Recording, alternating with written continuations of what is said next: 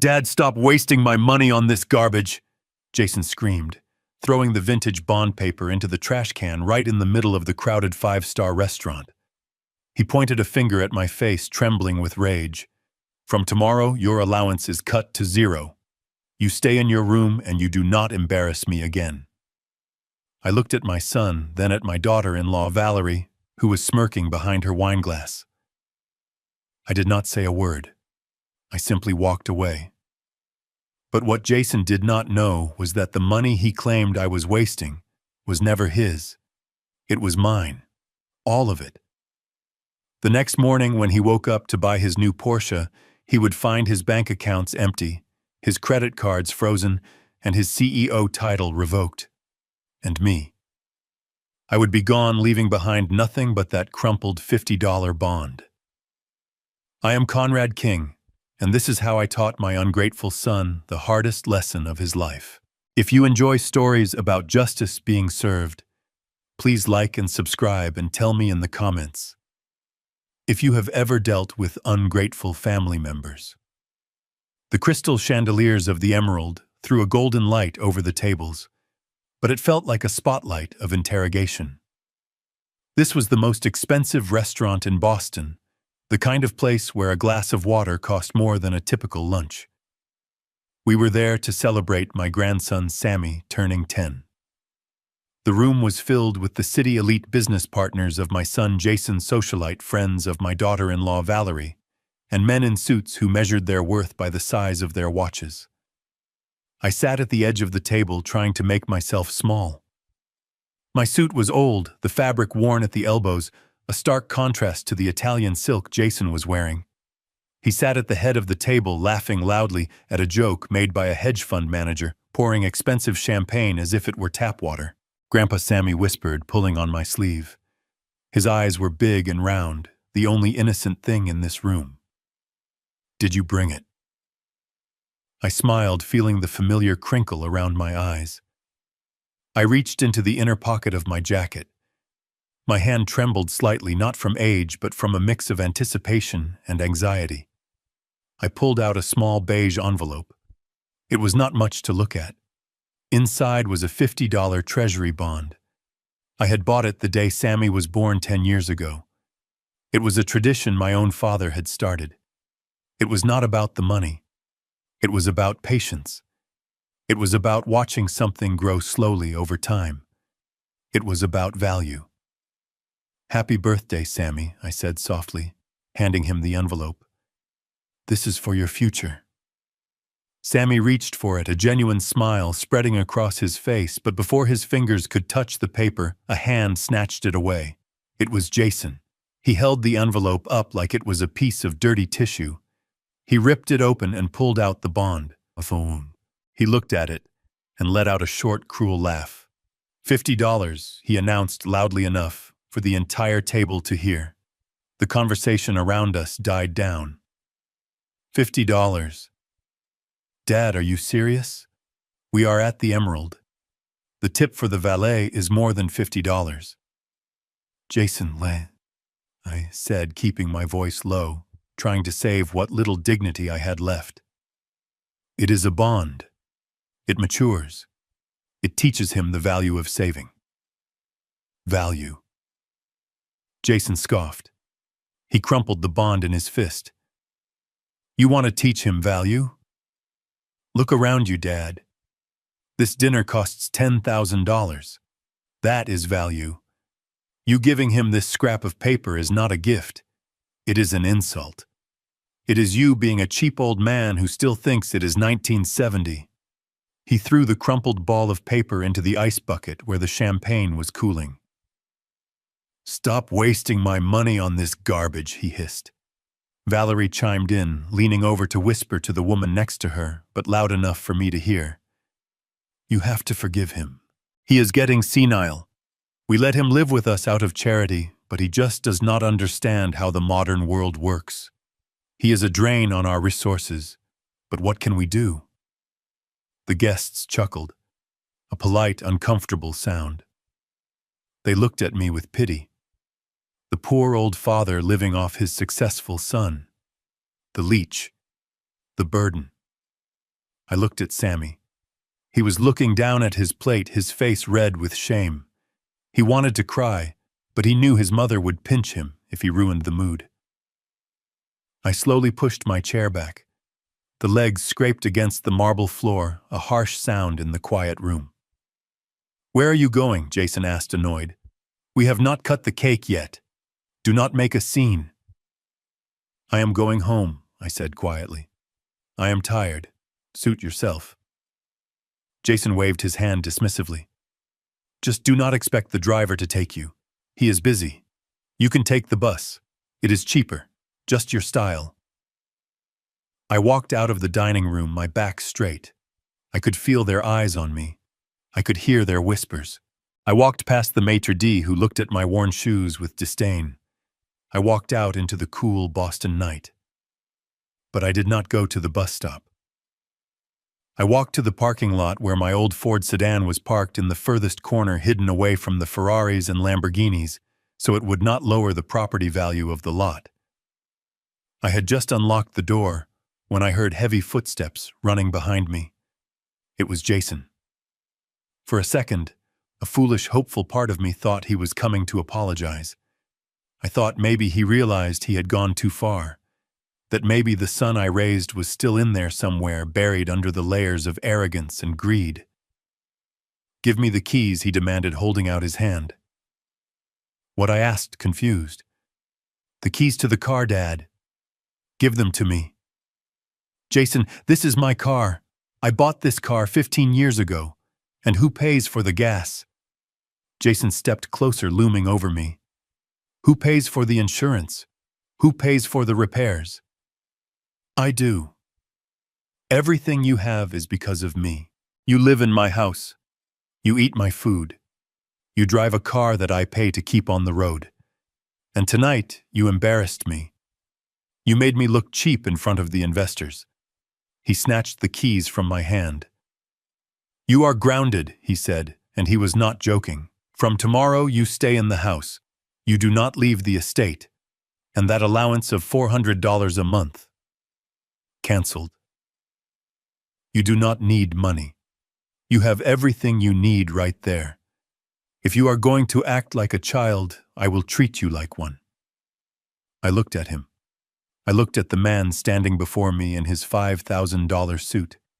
I remembered the day he was born. I remembered holding him in my arms, promising him the world. I remembered 5 years ago when I sat him down in my office, the office of King Logistics, the company I built from a single truck into a shipping empire. I remembered signing the papers, handing him the CEO title. I remembered the only condition I had set: take care of the company. Jason, I had told him, and take care of me. I am tired. I want to rest. Treat me with respect, and everything I built will be yours. He had promised. He had cried. He had hugged me. And now 5 years later, he was standing in a parking lot, taking away my car keys because I gave his son a $50 bond. "You are making a mistake, Jason," I said, my voice steady. "The only mistake I made was not putting you in a nursing home sooner," he spat back. "Now walk. It is a long walk home. Maybe it will give you time to think about how lucky you are that I put up with you." He turned around and walked back toward the warm glow of the restaurant, twirling my keys on his finger. I stood there in the dark. The wind was biting. It was a 5-mile walk to the estate. I did not feel the cold. I did not feel the fatigue. I felt a strange sense of clarity. It was as if a fog had lifted. For 5 years, I had made excuses for him.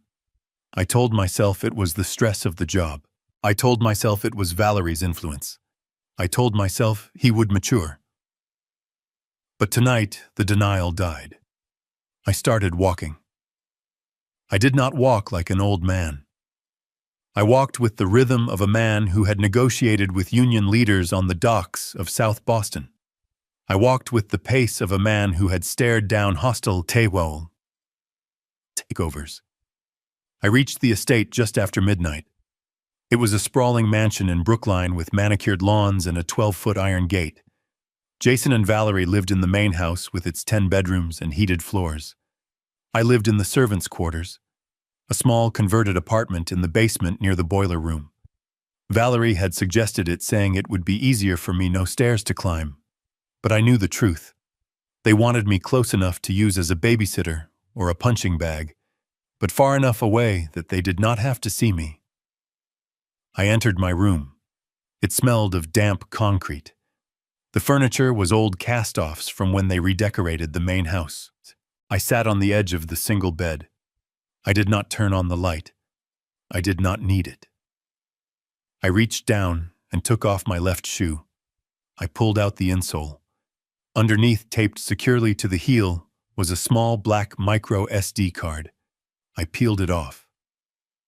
This was my insurance. This was the lever I had prayed I would never have to pull.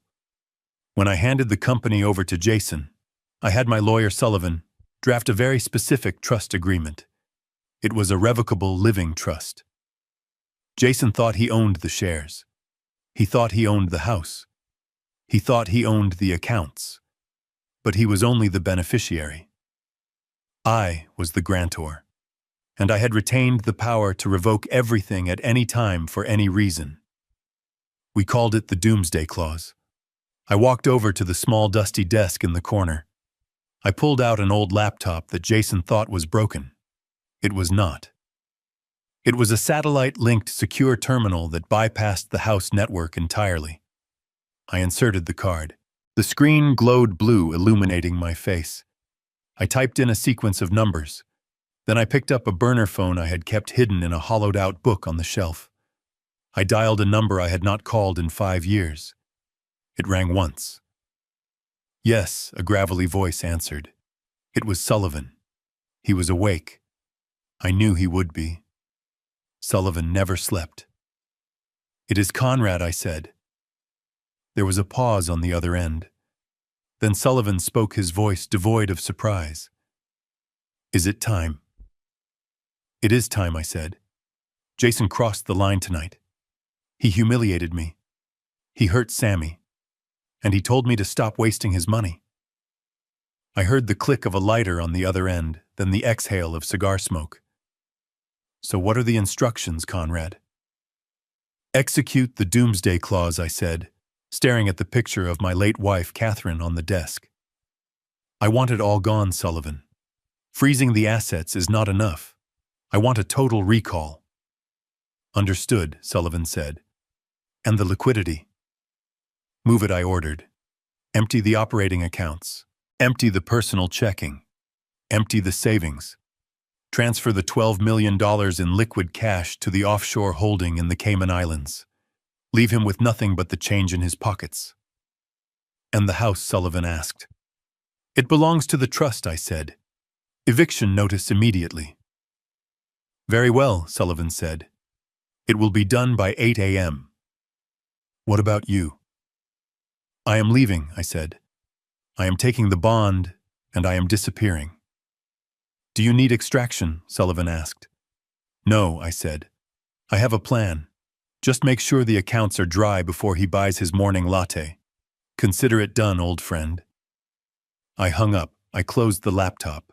I did not pack clothes. I did not pack photos. I left everything that reminded me of the last 5 years of misery. I walked over to the trash can where I had thrown the crumpled $50 bond after I retrieved it from the restaurant ice bucket. I smoothed it out on the desk. It was stained with water and wrinkled, but it was still valid. I placed it in the center of the pillow on my bed. Then I took a piece of paper and a pen. I wrote a single note. "You said it was your money, Jason. You were wrong. It was never your money. It was mine. And now I am taking it back." I left the note next to the bond. I walked out of the basement door and into the night. I walked past the garage where Jason's collection of luxury cars slept. I walked past the pool where Valerie threw her lavish parties. I walked out of the gate, and I did not look back. By the time the sun rose over Boston, my son would wake up a poor man, and I would be a ghost. The game had just begun. The morning sun hit the windows of the master bedroom at 7 a.m. sharp. I was already miles away watching the city wake up from a diner stool, but in my mind, I could see exactly what was happening at the mansion. Jason loved his morning routine. He would wake up, stretch in his Egyptian cotton sheets, and ring the bell for coffee. Usually I was the one who brought it. I was the one who ground the beans, who frothed the milk just the way he liked it. But this morning the bell would ring and there would be silence. I imagined him waiting, ringing it again, getting annoyed, throwing the covers off and storming down to the kitchen, expecting to find me there, expecting to yell at me for being slow. But the kitchen would be dark, the coffee machine cold. He would probably curse. He would grab his phone to call the office to demand that his assistant send a car because he had taken my keys and he did not want to drive himself. That was when the first domino would fall. At the headquarters of King Logistics, the main server room hummed. At 8:01 a.m., a command script executed. It was a digital tidal wave. Jason was standing in his kitchen, in his silk robe, tapping on his phone. He opened his banking app. Face ID recognized him. The little loading wheel spun. And then the numbers appeared. Checking account 0. Savings account 0. Investment portfolio locked. Access denied. Contact administrator. I imagined the blood draining from his face. He would think it was a glitch, a banking error. He would swipe down to refresh. 0. He would try his credit card app. The black card with the unlimited limit, the one Valerie used to buy handbags that cost more than cars. Status canceled by grantor. I took a sip of my black diner coffee. It tasted better than anything I had drunk in years.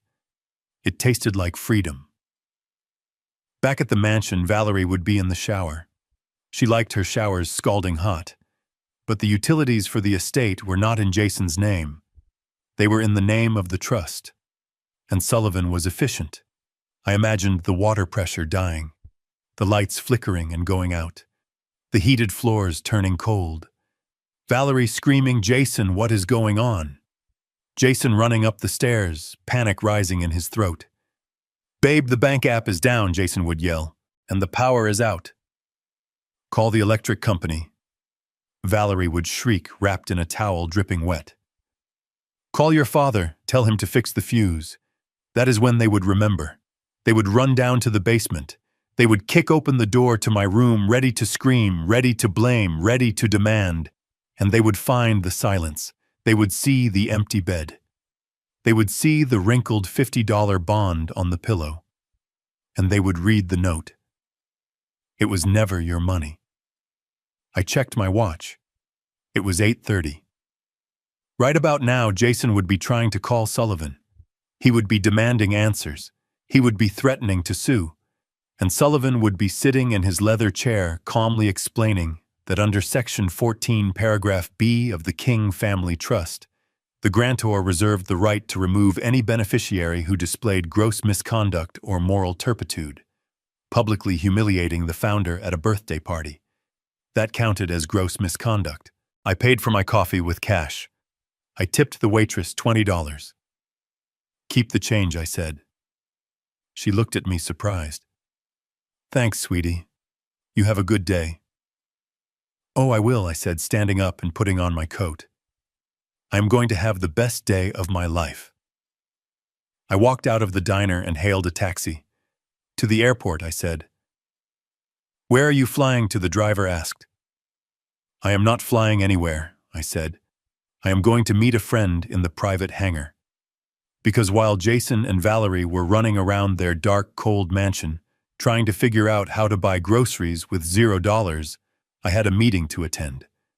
I had to prepare for the next phase. Taking the money was just the beginning. Now I had to watch them fall. And I wanted a front row seat. I arrived at the private airfield on the outskirts of the city. The guard at the gate recognized me immediately. "Mr. King," he said, saluting. "It has been a long time."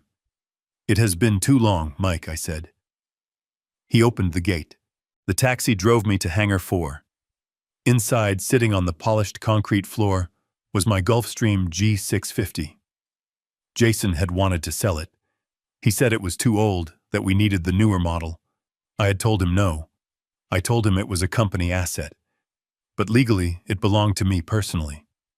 Sullivan was waiting by the stairs of the plane. He looked impeccable in his charcoal suit, holding a tablet. "It is done," Sullivan said as I approached. "Total wipeout?" I asked. "Complete." Sullivan nodded. "His personal accounts are drained. The company accounts are locked. He cannot even buy a pack of gum. And the eviction notice is being served by the sheriff as we speak." "Good," I said. "What about the boy?" Sullivan asked. Sammy. The question hit me hard. Sammy was the only innocent one in this war. "We watch him," I said. "We make sure he is safe. But he needs to see this. He needs to see what happens when people live without values. It is the only way to save him from becoming like his father." Sullivan nodded. "We have eyes on the house. Private security." I walked up the stairs of the plane. I turned back to look at the city skyline in the distance. Somewhere in that concrete jungle, my son was realizing that his kingdom was built on sand. "Take us up," I told the pilot. "Where to, sir?" "New York," I said. "I have a war room to set up." As the plane taxied down the runway, I pulled out the tablet Sullivan had given me. It was linked to the security cameras inside the mansion. I saw Jason in the living room. He was throwing a vase against the wall. It shattered into 1,000 pieces.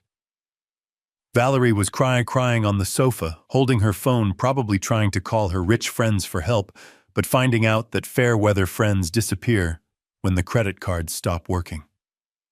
And there in the corner was Sammy. He was sitting on the floor, holding the $50 bond I had left. He was not crying. He was looking at it. "Hold on to it, Sammy," I whispered as the plane lifted off the ground. "That paper is worth more than everything else in that house combined." The engine roared and Boston fell away beneath me. Phase 1 was complete. The money was gone. Phase 2 was about to begin. The collapse. I leaned back in the leather seat and closed my eyes. I was not Conrad the poor old man anymore. I was Conrad King, the shark of the Atlantic. And the water was full of blood. I sat in the leather seat of the Gulfstream cruising at 40,000 feet and opened the secure app on my tablet. The camera feed from the mansion kitchen was high definition. It was 7:30 in the morning. The show was about to start. Jason walked into the frame. He was wearing his silk pajamas, the ones that cost more than my entire monthly allowance. He looked disheveled. He rubbed his eyes and looked toward the coffee machine. It was a $10,000 Italian espresso maker that required a degree in engineering to operate. For 5 years, I was the only one who touched it. I cleaned it. I filled it. I calibrated the pressure. Every morning at 7:15, I would have a double-shot latte waiting for him on the marble island. But today the machine was cold. The lights were off. There was no cup. There was no steam. I saw Jason frown. He tapped the machine aggressively. He looked around the empty kitchen. "Dad," he yelled. His voice was tinny through the tablet speakers, but the anger was unmistakable. "Dad, where is my coffee?" He waited. Silence answered him. He stormed over to the intercom system on the wall. He pressed the button for the basement. "Dad, pick up. Stop playing games. I need caffeine and I need the car brought around." Nothing. He slammed his hand against the wall. "Useless old man," he muttered. He pulled his phone from his pocket, probably to call the maid service to send someone over immediately, because the idea of making his own coffee was foreign to him. But as he unlocked his screen, a notification banner dropped down. I saw him freeze. It was not a text from a friend. It was a red alert from the corporate banking system. I knew exactly what it said because I had programmed the transfer to execute at 8:01 sharp. Alert. Liquidity crisis. Unauthorized withdrawal. Amount $18 million. Recipient offshore holdings looted. Authorized by the founder. I saw the color drain from his face. He dropped his hand to the counter to steady himself. He swiped into the app, his fingers trembling. He was looking at the operating capital, the payroll account, the reserve funds. Empty. Empty. Empty. He started tapping furiously, trying to reverse the transaction, trying to call the bank. But the bank was not going to answer him. The bank answered to the trust, and the trust answered to me. Jason dialed a number. It was probably the chief financial officer. I could imagine the panic on the other end of the line. "What do you mean it is gone?" Jason screamed into the phone. "It is $18 million. It cannot just vanish." "Who authorized it?" "My father." "That is impossible. He is retired. He is senile. He does not have the access codes." He stopped. He listened. "He is the grantor," Jason whispered. The phone slipped from his fingers and clattered onto the counter. Grantor. The word hung in the air. It meant I was not just a retired old man living in the basement. It meant I was the god of his financial universe, and I had just turned off the sun. Suddenly, a scream echoed through the house so loud it distorted the audio on my tablet. It came from the second floor. Jason looked up, eyes wide. That was Valerie. I switched the camera view to the master suite hallway. The door to the bathroom flew open. Valerie stumbled out, wrapped in a towel, her hair covered in shampoo suds. She was dripping wet and shivering violently. "Jason," she shrieked. "The water, it just stopped. It was hot and then it just cut off. I have soap in my eyes." Jason ran to the bottom of the stairs. "Babe, calm down," he yelled up. "There is a problem with the accounts." "I do not care about the accounts," Valerie yelled back. "I care about my shower. Fix it. Call the plumber. Call your father. Tell him to go down to the boiler room." "He is not there," Jason shouted. "What do you mean he is not there?" Valerie wiped her eyes, stinging from the soap. She grabbed her phone from the hallway table. "Fine. I am booking the flight to Paris now. I cannot deal with this. I am going to the spa in George V, and you can fix this mess while I am gone." She tapped her screen. I watched her face. It went from annoyance to confusion to absolute horror. "Declined," she said. Her voice was a whisper. "Try another card," Jason said, running up the stairs 2 at a time. "I did," Valerie said.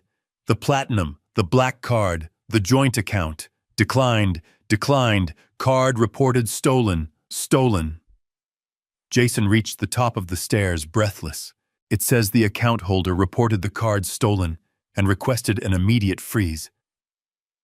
Valerie looked at him, her eyes wide with terror. "Jason, who is the account holder?" Jason leaned against the wall, sliding down until he was sitting on the floor. He put his head in his hands. "My dad," he said. Valerie laughed, a nervous, high-pitched sound. "Your dad. The old man who wears shoes from Walmart. The man who asks for permission to buy toothpaste. Jason, do not be stupid. Fix this." "He shut it down," Jason said, looking up at her. "He shut it all down, Valerie. The company, the house, the cards, the water, it is all in his name. It was always in his name." "No," Valerie shook her head, water dripping from her hair onto the expensive Persian rug. "No, we own this. We are the kings." "We are nothing," Jason whispered. "Without him, we are nothing." Suddenly, the lights in the hallway flickered. Once, twice, and then the house plunged into darkness. The emergency backup generator should have kicked in, but I had disabled the automatic transfer switch before I left. I watched through the infrared mode of the camera. They were 2 silhouettes sitting in the dark in a multi-million-dollar mansion that had just become a tomb. Jason stood up. "We have to find him. He cannot have gone far. He does not have a car." I took his keys. They scrambled in the dark using their phone flashlights like lifeline. They ran down the stairs, past the silent kitchen, and threw open the door to the basement. I switched the camera feed to my room. They burst in the beams of their flashlights, cutting through the gloom. They tore the sheets off the bed. They opened the small closet, finding it empty. They looked for the stash of cash I usually kept in a jar for emergencies, but that was gone too. And then Jason saw it. The beam of his light landed on the pillow. There it was, the wrinkled $50 bond he had thrown in the trash the night before. He picked it up. His hands were shaking so hard the paper rustled. He read the note I had left. It was never your money. Jason let out a roar of frustration and tore the note in half. He kicked the bed frame. He threw the bond against the wall. "He is gone," Valerie whispered. She looked around the small, dingy room, seeing it for the first time, not as a place to store an unwanted relative, but as the control center of their destruction. "He left us." "He cannot leave us," Jason shouted, pacing the small room like a caged animal. "He needs us. He is old. He is weak. He probably just walked to the diner. I will find him. I will drag him back here and I will make him turn the power back on." He pulled out his phone and dialed the number for the private security firm that patrolled the neighborhood. "This is Jason King," he barked. "I have a missing person. My father." "Yes, the old man." He wandered off. "He is confused. I need you to find him and bring him back. He is a danger to himself." I closed the tablet cover. He still did not get it.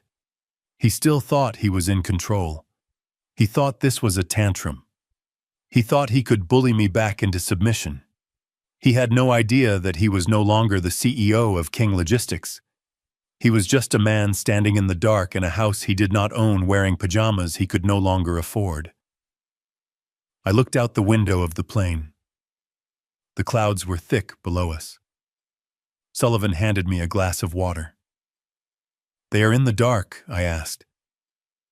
"Pitch black," Sullivan replied. "Good. Let them sit in it for a while. Hunger and cold have a way of clarifying the mind. But I knew Jason. He would not give up that easily. He would not reflect. He would attack. He would try to find me, not to apologize, but to force me to sign the rights back over. He would try to use the law. He would try to use force. He would try to use Sammy. And that was exactly what I was counting on. Because when you corner a rat, it bites. And when it bites, it exposes its neck. I took a sip of water. The game had moved from the board to the street. And I had cleared the board. Now we would see who could survive the winter. I watched on the tablet screen as the call to private security ended abruptly. The guard on the other end must have told Jason what I had instructed Sullivan to convey, that Mr. Conrad King was not a missing person, but a free man who had voluntarily vacated the premises. Jason stared at the phone in his hand, as if it had betrayed him, before hurling it onto the thin mattress of my bed. The silence in the basement was heavy, pressing down on them, like the tons of concrete and steel of the mansion above. This room, my home for the last 5 years, was barely larger than the walk-in closet Jason had for his shoes. The walls were bare concrete, painted a sterile white that had yellowed with age and dampness. There was no carpet, just cold linoleum that sapped the heat from your feet. Jason stood in the center of the room, his chest heaving. He looked around, really looked, perhaps for the first time. He was searching for me, yes, but he was also searching for the leverage he thought he had. He was looking for the old man who needed him. He was looking for the father who was too weak to leave. But the room was scrubbed clean. I had been meticulous. "Where is his stuff?" Jason muttered. He yanked open the small particle board wardrobe in the corner. It rocked on its uneven legs. Empty. I had taken my 3 suits, my shirts, and the winter coat I had bought at a thrift store. There were no hangers left rattling on the rail. He pulled out the drawers of the small bedside table. Empty. No medication bottles. No reading glasses. No half-read paperbacks. I had erased myself from their lives as completely as I had erased the money from their accounts. He must have hidden it, Jason said, his voice rising in panic. He has a stash. Old people always have a stash. Cash. Gold coins. Something. He didn't just walk out of here with nothing. I watched as my son, the CEO of a Fortune 500 company, dropped to his knees on the dirty floor. He began to feel under the bed frame. He lifted the mattress, flipping it over with a grunt of exertion. Dust motes danced in the beam of his flashlight. Nothing. He crawled to the loose floorboard near the radiator, the one I used to complain about, because it squeaked. He dug his manicured fingernails into the gap and pried it up, snapping the wood. He shone the light into the dark cavity underneath. Just dirt and old pipes. He is gone, Jason, Valerie said from the doorway. She was hugging herself, her lips blue from the cold. There is nothing here. He planned this. Don't you see, he didn't just leave in a huff. He planned this for days, maybe weeks. Jason stood up, wiping the dust from his silk pajamas. His face was a mask of fury and confusion. He walked back to the desk, the only piece of furniture he hadn't overturned yet. There, sitting in the pool of light from his flashlight, was the bond. I zoomed in on the camera feed. The $50 Treasury bond. The edges were soft from wear, the paper stained from the wine and ice of the night before. I had smoothed it out carefully, pressing it flat with the palm of my hand before I left. It sat there like an accusation. Jason picked it up. He held it delicately this time, not like trash. He stared at the intricate engraving, the government seal, the face of the president. $50. To him, it was less than a rounding error. To me, it was the seed of an empire. And next to it, the note. He read it again, his lips moving silently. Your money, no. Jason. It was never your money. He slammed his fist onto the desk. It is my money, he screamed at the empty walls. I earned it. I sat in that chair. I took the meetings. I signed the deals. He was shouting at a ghost. He was trying to convince the concrete that he was a king, but the concrete knew better. The concrete knew he was just a tenant who had forgotten to pay his rent in respect. He swept his arm across the desk, sending the note fluttering to the floor. But he kept the bond in his hand. He crumpled it, then stopped. He smoothed it out again. Why was it regret? No. It was desperation. It was the sudden, terrifying realization that this piece of paper, this $50 promise from the government, might be the only liquid asset he had left in the world. Valerie stepped into the room. She looked at the overturned mattress, the empty wardrobe, the bleakness of the space. Is this how he lived? She whispered. She looked at the single narrow window high up on the wall, barred with iron. She looked at the exposed pipes in the ceiling. We put him in a dungeon, Jason, she said, her voice trembling. Shut up, Jason snapped. It was good enough for him. He said he liked it. He said it was quiet. He lied, Valerie said. She looked at the camera lens in the corner of the ceiling, a small black dome she had probably never noticed before. Or maybe she just felt the weight of being watched. He lied about everything. He wasn't senile. He wasn't weak. He was waiting. Jason turned to her. We don't need him. I can fix this. I just need to get to the office. I need to talk to legal. Sullivan can't do this. There are laws. There are rights. He has the codes. Jason. Valerie screamed, her composure finally cracking. He is the grantor. Do you know what that means? I looked it up while you were playing hide and seek with the security guard. It means he is God. It means we are trespassing in our own house. Jason looked at her, then back at the empty room. The reality was closing in. The cold was seeping into his bones. The adrenaline of the anger was fading, replaced by the hollow ache of fear. He looked at the bond one last time. He didn't throw it away. He folded it.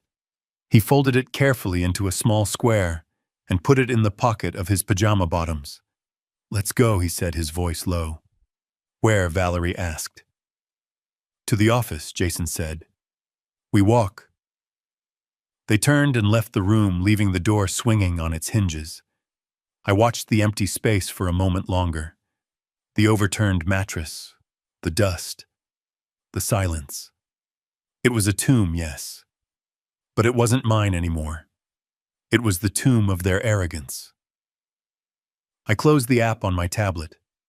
The plane banked, turning south. Jason was going to walk to the office. That was a 5-mile hike in Italian loafers that weren't made for pavement. He would arrive sweaty, tired, and desperate, and he would find the doors locked. But I knew him. He wouldn't stop there.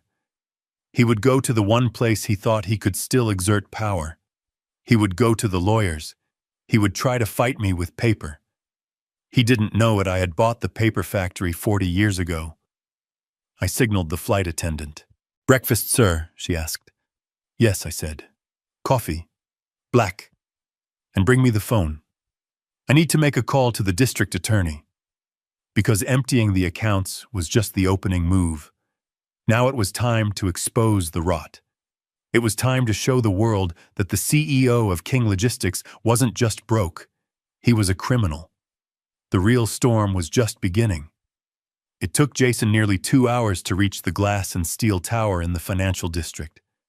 I tracked his progress via the GPS in his phone, which he had foolishly forgotten was also paid for by the company plan. He arrived at the offices of Sullivan and Moore, looking like a man who had survived a shipwreck. His Italian loafers were scuffed, his hair was matted with sweat, and his eyes were wide with a manic desperation. The receptionist, a young woman named Sarah, whom Jason had rudely dismissed countless times over the years, looked up in alarm as he burst through the double glass doors. Mr. King, she stammered, reaching for the phone. You cannot be in here. You do not have an appointment. Get out of my way, Jason barked, pushing past her desk. He stormed down the hallway toward the corner office. He did not knock. He threw the heavy oak door open so hard it banged against the wall. Sullivan was waiting for him. My old friend was sitting behind his massive mahogany desk, the one I had given him 30 years ago after we won the union lawsuits. He was reading a file, calmly sipping a cup of tea. He did not flinch. He did not look surprised. He simply closed the folder and placed his hands on top of it. Fix it, Jason screamed, slamming his hands down on the desk. Fix it now, Sullivan. The accounts are frozen. The power is out. My father has gone insane. He thinks he can steal my company. Sullivan looked at him over the rim of his reading glasses. His expression was not one of sympathy. It was the cold, clinical look of a mortician examining a cadaver. Sit down, Mr. King, Sullivan said quietly. I will not sit down, Jason spat. I am the CEO of King Logistics. I order you to unfreeze my assets. I order you to find my father and have him committed. He is a danger to himself and others. Sullivan sighed. He reached into his drawer and pulled out a single sheet of paper. He slid it across the polished wood. You are not the CEO, Jason Sullivan said. Not anymore. What are you talking about? This is a formal notice of termination, Sullivan explained, his voice devoid of emotion. Effective at 8:01 this morning, the board of directors convened an emergency meeting via secure line. The grantor of the King Family Trust exercised his voting rights. You have been removed from your position for cause. For cause, Jason laughed, a hysterical, high-pitched sound. What cause? I made this company millions. You spent millions, Sullivan corrected him. You treated the corporate accounts like a personal piggy bank. We have the records, Jason. The cars, the vacations, the jewelry for your wife, the payoffs to keep your mistresses quiet. It is all here. Jason went pale. He thought those transactions were buried. He thought he was smarter than the auditors. He did not know that Sullivan had been the auditor all along. But that does not matter now, Sullivan continued. What matters is the trust. He stood up and walked over to the window looking out over the city. Your father built this empire with his bare hands, Jason. He created the trust to protect it. And he included a specific clause. A clause I wrote myself. It states that the grantor may revoke all privileges if the beneficiary proves himself unworthy. Unworthy, Jason whispered. I am his son. Being a son is a biological accident. Sullivan turned back to face him. Being an heir is a privilege. You lost that privilege last night when you threw a $50 bond into the trash. You insulted the man who gave you everything. Jason stood up, shaking. He can't do this. I will sue. I will take him to court. I have rights. Possessions. Possessions, Sullivan raised an eyebrow. Let us talk about possessions. The house in Brookline. The cars in the garage. The furniture. The art on the walls. Even the phone in your pocket. What about them? They are all property of the trust, Sullivan said.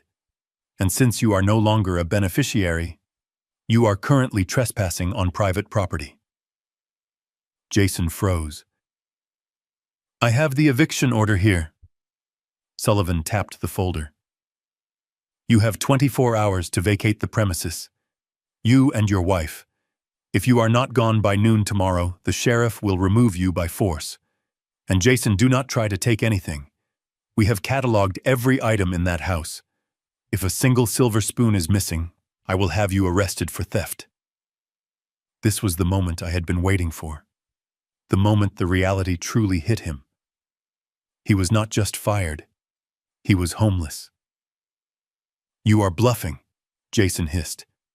My father would never do this. He is weak. He loves me. He loved the son he thought you were, Sullivan said softly.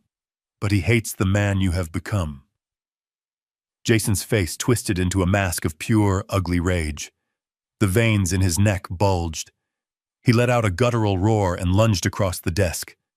You traitor, he screamed, reaching for Sullivan's throat. You conspired with him. I will kill you. Sullivan did not move. He did not have to. Before Jason's fingers could touch the fabric of Sullivan's suit, the side door to the office burst open. 2 men stepped in. I knew them well. Mike and Dave. They were former linebackers I had hired as company security years ago. They were loyal to the paycheck, and the paycheck now came from me.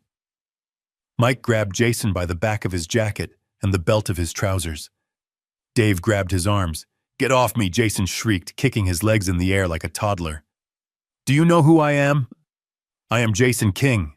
You are a trespasser, Mike grunted. They dragged him backward. Jason's heels dragged across the expensive carpet, leaving scuff marks. Sullivan watched him go, adjusting his cuffs. Good day, Mr. King, Sullivan called out. Do not forget to leave your key card at the front desk. They hauled him down the hallway, past the staring secretaries, past the shocked junior partners. Jason was screaming obscenities, threatening to fire everyone, threatening to burn the building down. They reached the elevator. They did not wait for it. They took him to the stairwell. I switched the camera feed to the lobby security cam. A moment later, the side exit doors flew open. Jason stumbled out, propelled by a final shove from Mike. He fell hard onto the concrete sidewalk, scraping his hands and tearing the knee of his expensive suit pants. He lay there for a moment, gasping for air. Passers-by stepped around him, looking down with a mixture of curiosity and disgust. A man in a suit lying in the gutter. It was a pathetic sight. He slowly pushed himself up. He looked at the building. He looked at the glass doors that were now locked against him. He reached into his pocket. He pulled out his phone. He probably wanted to call Valerie, to tell her to pack, to tell her it was over. But as he held the phone up, it went black. Remote wipe complete. Service terminated. He stared at the dead black screen. He screamed a sound of pure frustration and smashed the phone onto the pavement, shattering it into a dozen pieces. Now he truly had nothing. No money, no home, no communication. I watched from 30,000 feet. It was brutal, yes, but it was necessary. Jason had spent 40 years being protected from the world. He had never felt the cold pavement. He had never felt the sting of rejection. Now he was feeling it all at once. I picked up my satellite phone and dialed Sullivan. "Are you all right, old friend?" I asked. "Never better," Sullivan replied. "He has a strong grip, though." He almost wrinkled my tie. "He is on the street," I asked. "On the pavement," Sullivan confirmed. "He just broke his phone." "Good," I said. "Now the real test begins. Let us see if his wife sticks around when the castle crumbles." I knew the answer to that. Valerie was a survivor. She was a remora fish attached to a shark. When the shark died, the remora didn't mourn. It looked for a new host. Jason was about to find out that the love of his life was just another rental he could no longer afford. I signaled the pilot. "Change of plans," I said. "Do not land in New York yet." "Where to, sir?" "Fly over the Hamptons," I said. "I want to check on my other properties." Because while Jason was hitting rock bottom, I was just getting started. I had stripped him of his present. Now I was going to dismantle his future, and I was going to enjoy every second of it. The neon sign of the Starlight Motel flickered with a rhythmic buzzing sound that sounded like a dying insect. It was the kind of place where people went when they did not want to be found, or when the world had decided it no longer wanted them. It was situated 10 miles outside the city limits next to a highway that smelled of diesel fumes and burnt rubber. This was where the King dynasty had fallen. I sat in the war room I had set up in the Hamptons, monitoring the situation through the digital breadcrumbs Jason left behind. He had sold his Patek Philippe watch at a pawn shop 3 blocks from the office. The watch was worth $50,000. The pawnbroker, seeing the desperation in Jason's eyes and the dirt on his suit, gave him $400 cash. Jason took it. He had no choice. That $400 bought them one night in room 104. I imagined the smell of the room: stale cigarette smoke, industrial strength cleaner, and the metallic tang of despair. The carpet would be sticky. The sheets would be thin and rough, so unlike the 600 thread count Egyptian cotton they were used to. Jason sat on the edge of the sagging bed, staring at the wall. His suit was ruined. His face was pale. He looked like a man who had been hollowed out. Valerie stood by the window, looking out at the parking lot through the gap in the cheap curtains. She was still wearing her designer dress, but now it looked like a costume from a play that had been canceled. She was not crying anymore. Her tears had dried up hours ago, replaced by a cold, hard fury. "You are useless," she said without turning around. Her voice was flat, cutting through the humid air of the room. Jason did not answer. He just kept staring at the water stain on the wallpaper. "Did you hear me?" Valerie turned to face him. "I said you are useless. I married a king. I married a CEO. I married a man who owned the city. And look at you now. You are nothing. You are a beggar sitting in a roach motel." Jason looked up, his eyes red and hollow. "It is temporary, Valerie. I will fix it. I just need to talk to him. I just need to make him understand." "He hates you," Valerie spat. She walked over to the bed and loomed over him. "He hates you because you are weak. And he is right. You let him do this. You let an old man living in a basement take everything from us. You should have put him in a home years ago. You should have declared him incompetent the moment he handed you the keys, but you were too soft." "I loved him," Jason whispered. "And look where that got you," Valerie laughed, a harsh, ugly sound. "Love does not pay for room service, Jason. Love does not buy first-class tickets to Paris. I did not marry you for love." The words hung in the air, sucking the oxygen out of the room. Jason looked at her, blinking slowly, as if he could not process the language she was speaking. "What did you say?" "Oh, grow up." "Jason," Valerie rolled her eyes. "Do not look at me with those puppy dog eyes. You knew what this was. I was beautiful. You were rich. It was a transaction. I gave you a trophy wife to hang on your arm and you gave me a lifestyle. That was the deal. And now you have breached the contract. You are broke, which means I am free. She walked over to her handbag, which she had thrown onto the scratched dresser. She pulled out a phone. Not the one that had been cut off. A second phone. A burner. I watched the signal activate on my monitor. Sullivan had flagged this device months ago, but I had told him to let it run. I wanted to see where the rats were hiding their cheese. "What are you doing?" Jason asked, standing up, his legs shaky. "I am leaving," Valerie said, tapping furiously on the screen. "I am not staying in this dump with you. I have options, Jason. I have plans." "You have no money," Jason said. He shut down the cards, Valerie. He emptied the joint accounts. "We have nothing." "You have nothing," Valerie corrected him. "I have plenty."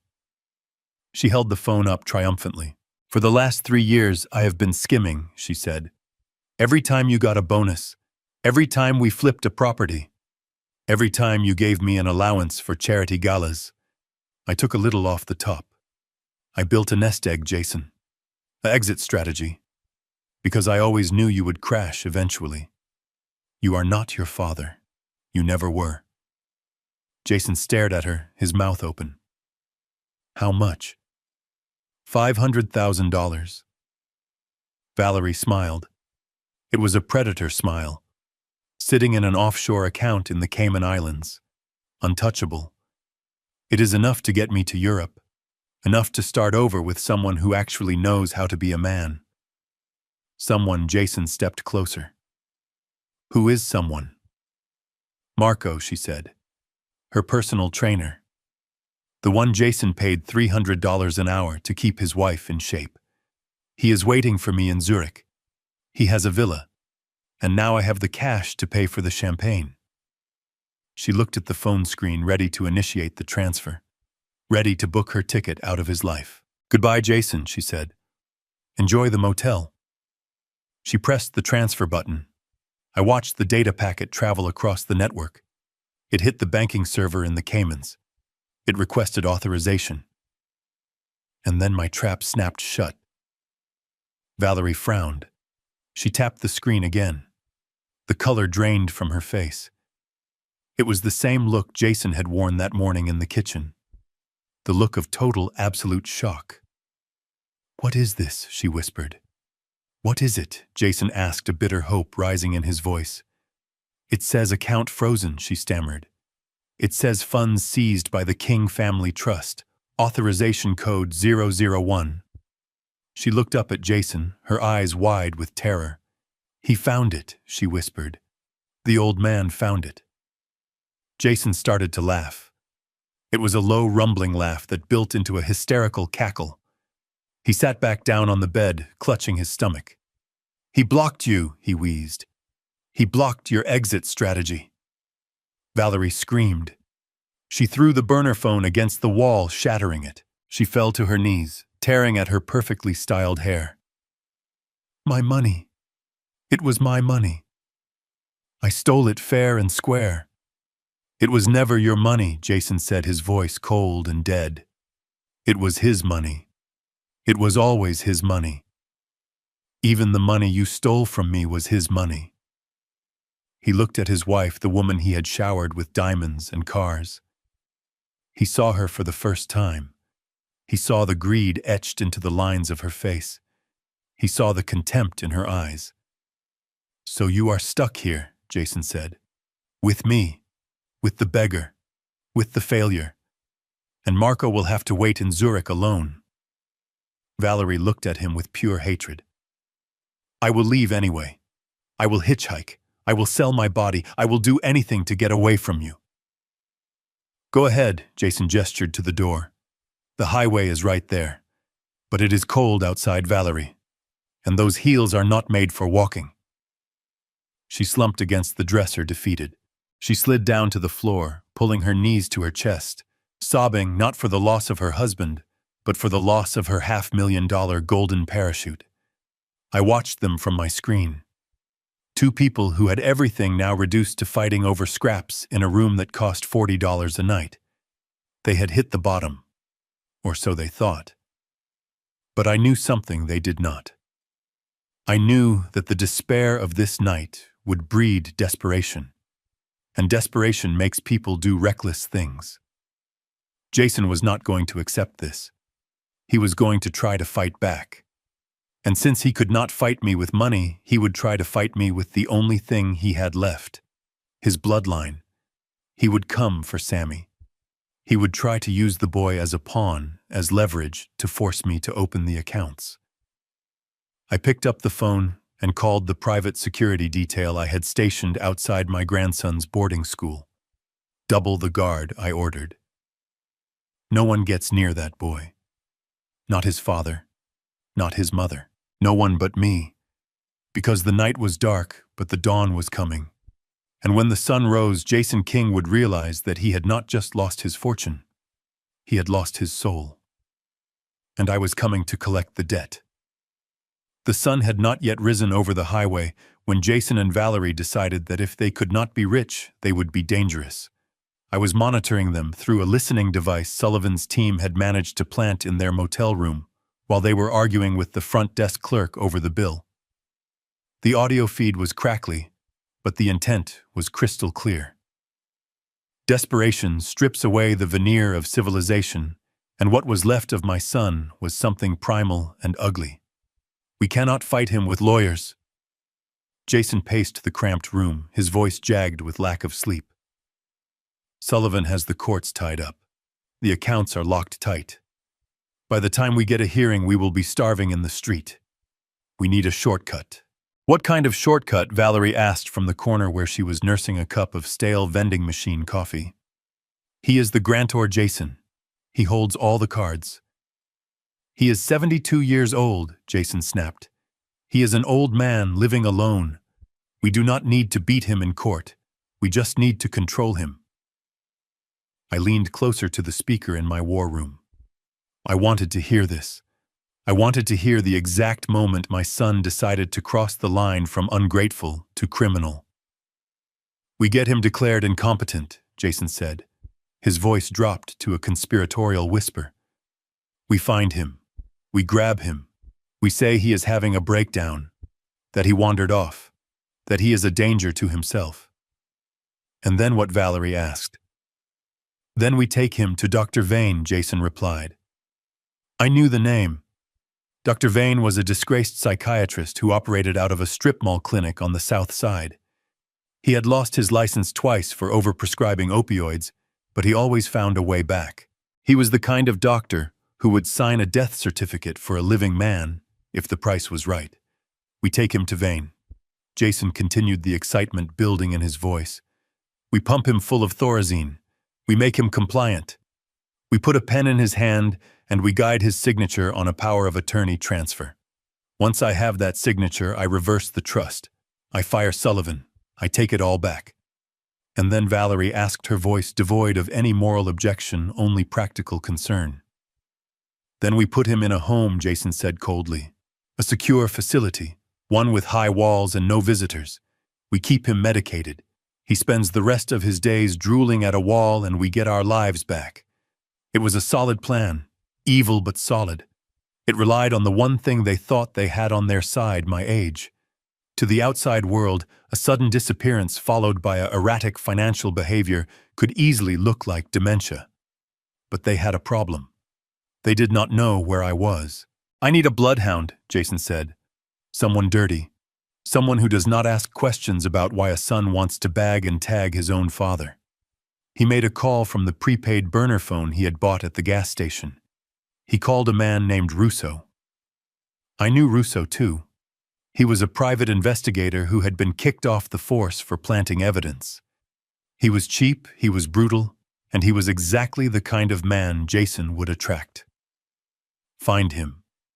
Jason ordered into the phone. He is in the city somewhere. Check the private airfields. Check the hotels. I do not care what it costs. I will pay you when I get the trust back. Just find him and hold him down until I get there. I sat back in my chair, Jason was escalating. He was not just trying to survive anymore, he was hunting me. He was planning to strip my mind to save his wallet. But Russo would need time to find me. My security was tight. My digital footprint was non-existent. Jason knew that. He knew I was a ghost. He needed a way to make the ghost manifest. He needed bait. He loves the kid, Valerie said suddenly. That is his weak spot. He blew up his entire life because you threw away that $50 bond for Sammy. Jason went silent. I could almost hear the gears turning in his head, grinding against the rust of his morality. Sammy, he whispered. If he thinks Sammy is in trouble, Valerie said, he will come out of hiding. He will come running. I felt a chill go through me that had nothing to do with the air conditioning of the plane. They left the motel 20 minutes later in a rented compact car paid for with the cash they had pawned. They headed straight for St. Jude's Academy. I picked up my phone to call the security detail I had stationed at the school, but I was too late. The bureaucracy of the legal system was moving too slow. The restraining orders Sullivan had filed were still sitting on a judge's desk, waiting for a signature. Legally, Jason was still the father. Legally, he had the right to pick up his son. I watched the footage from the school security cameras Sullivan hacked into. Jason pulled up to the curb. He did not go into the office. He waited by the fence near the playground where the fourth graders were having recess. He whistled. Sammy looked up from where he was trading cards with a friend. He saw his father. He smiled. He was 10 years old. He did not know his father was a monster. He just saw his dad. Sammy ran over to the fence. Jason reached over and lifted him up, pulling him over the wrought iron bars before the playground monitor could even shout. "Hey, buddy," Jason said, putting him in the back seat of the car. "We have a family emergency. We have to go." By the time the school security guard reached the fence, the car was peeling away. They did not take him far. They drove to a desolate park near the river. I tracked them via the burner phone's GPS. I dispatched my team, but they were 20 minutes out. Jason pulled the car over. He turned around in the seat. He held up his phone. "Okay, Sammy," he said. "I need you to do something for Daddy. Grandpa is lost. He is sick in the head, and he ran away. We need to find him." "Where is he?" Sammy asked, looking scared. "We do not know." Jason said, "But if you send him a message, maybe he will see it." "I need you to cry, Sammy. I need you to look really sad." "I am sad," Sammy said, his lip trembling. "I want Grandpa." "Good," Jason said. "Use that. Look at the camera. Beg him. Scream for him." He hit record. Sammy looked into the lens. He looked confused and terrified. "Grandpa," he said softly, "please come home. Daddy says you are sick." "Cut," Jason yelled. He reached back and grabbed Sammy's arm, squeezing it hard. "Not like that." Louder. More tears. "Act like you are dying, Sammy, or Grandpa is never coming back." He pinched the boy. Hard. Sammy yelped. Tears welled up in his eyes, real tears of pain and fear. "That is it," Jason said, hitting record again. "Now say it." Grandpa Sammy sobbed, the tears rolling down his cheeks. "Please. I am scared. Please come get me. Come home, Grandpa." Jason stopped recording. "Perfect," he muttered. 5 minutes later, the video hit social media. Jason posted it on every platform. He tagged the news stations. He tagged the police. "Please help," the caption read. "My father, Conrad King, is missing and suffering from severe dementia. He has cut off contact and is a danger to himself.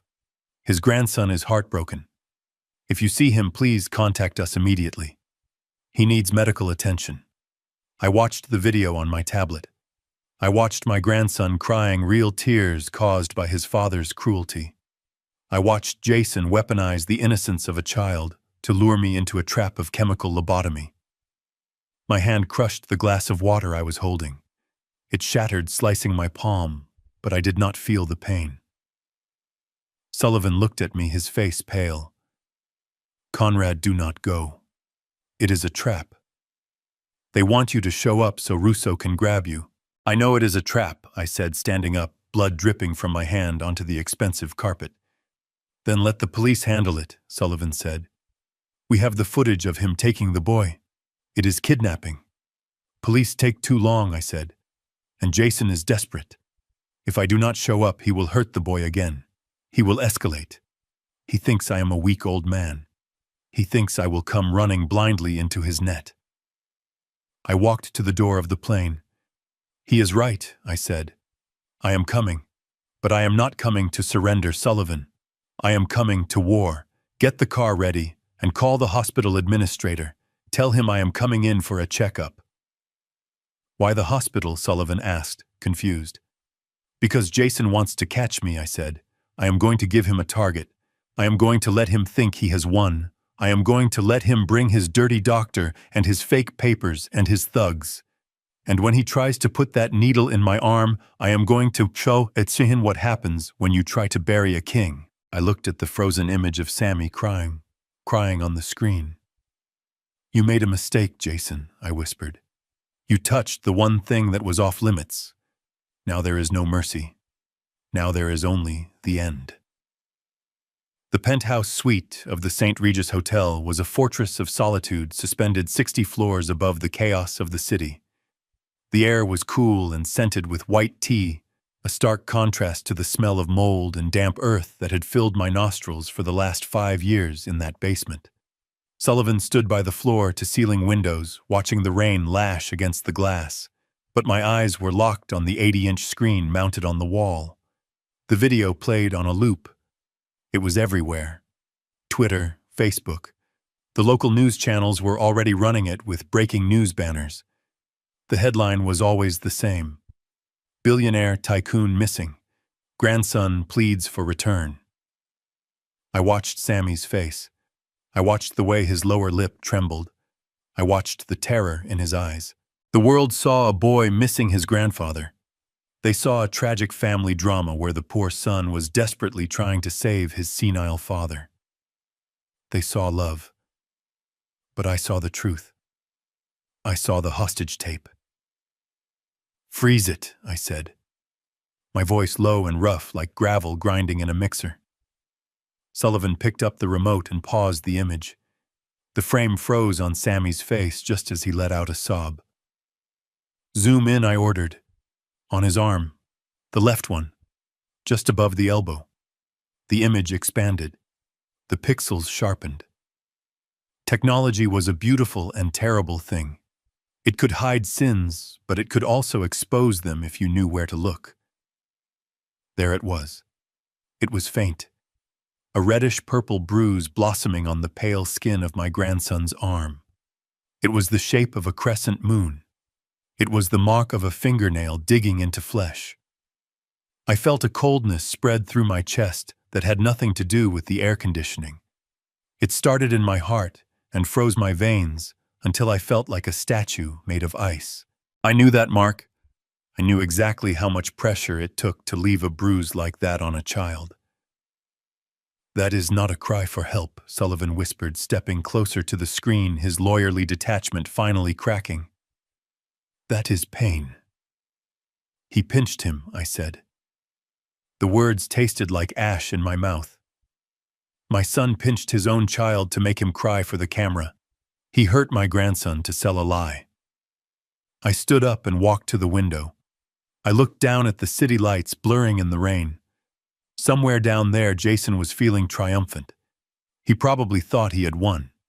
He probably thought the public sympathy would force the police to find me and drag me back to his control. He thought he was playing a game of chess. He did not realize he had just flipped the board and pulled a knife. For 40 years, I had made excuses for Jason. I had blamed his mother's death. I had blamed the boarding schools. I had blamed myself for working too hard. I had tolerated his greed, his laziness, his arrogance. I had even tolerated his disrespect toward me because I believed that deep down, underneath the layers of entitlement, there was still a human being. But looking at that bruise on Sammy's arm, I realized I was wrong. There was no human being there. There was only a predator. And you do not negotiate with predators. You put them down. Sullivan, I said without turning around. Change the classification of the file. Change it to what Conrad Sullivan asked. It is no longer a civil matter, I said. It is no longer a financial dispute. It is criminal. I turned to face him. The look on my face must have been terrifying because for the first time in 30 years, Sullivan took a step back. I want charges pressed, I said.